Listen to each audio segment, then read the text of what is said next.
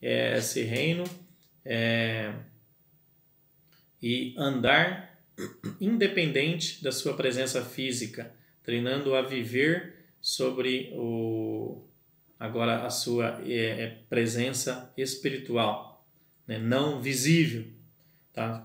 Continua ali treinando os discípulos. Então você vê que o conteúdo do ministério é o mesmo, sempre permanece. Isso mostra que se eu e você não exercer a nossa missão de ser ministro, o Senhor levantará outras pessoas para levar esse ministério até os confins da terra, né? Os apóstolos receberam essa incumbência do Senhor de permanecer ali em Jerusalém, mas não era para ficar só em Jerusalém com esse ministério. Só que eles permaneceram em Jerusalém. Aí o Senhor permitiu uma situação, né? Tá em Atos, no capítulo 8, permitiu uma situação ali de perseguição à igreja, onde eles foram espalhados por várias regiões e por onde eles iam, eles pregavam o evangelho.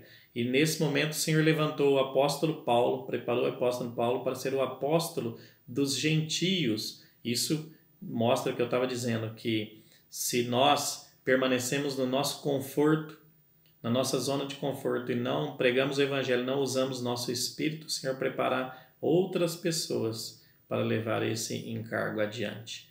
E nós, então, não deixamos de ser filhos do Senhor, mas não seremos mais usados nesse ministério. Isso é um tremendo alerta para nós, irmãos. Mesmo na zona de conforto da nossa casa, nosso isolamento social, lembramos que nós devemos exercitar o ministério, exercitar o nosso espírito. A obra do ministério é feita por todos os membros, não apenas alguns.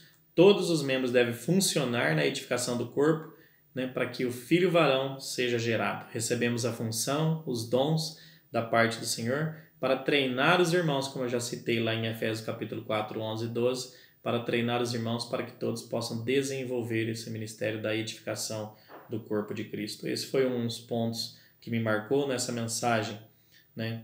Então, nós precisamos exercer os nossos dons, mas não nos esqueçamos que nós dependemos do Senhor em tudo. A nossa capacidade e a nossa suficiência não vem de nós mesmos, vem do nosso Senhor Jesus Cristo.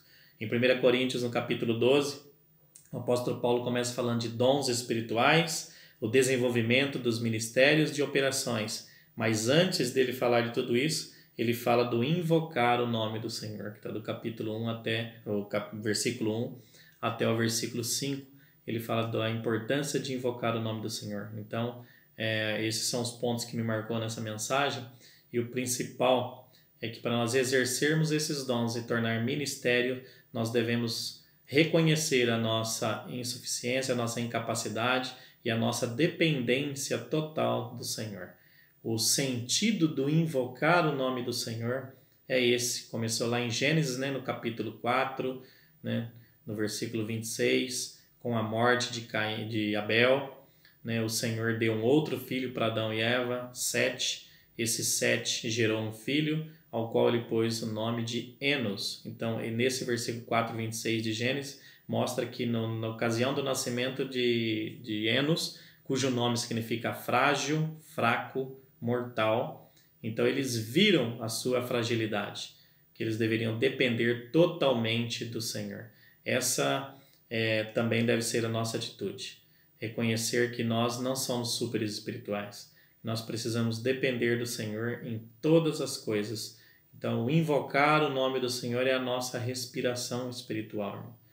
Invocar o nome do Senhor não é só chamar, ó Senhor Jesus, simplesmente, mas é chamar, desejar a presença do Pai. Por que a criança chama tanto o nome dos pais?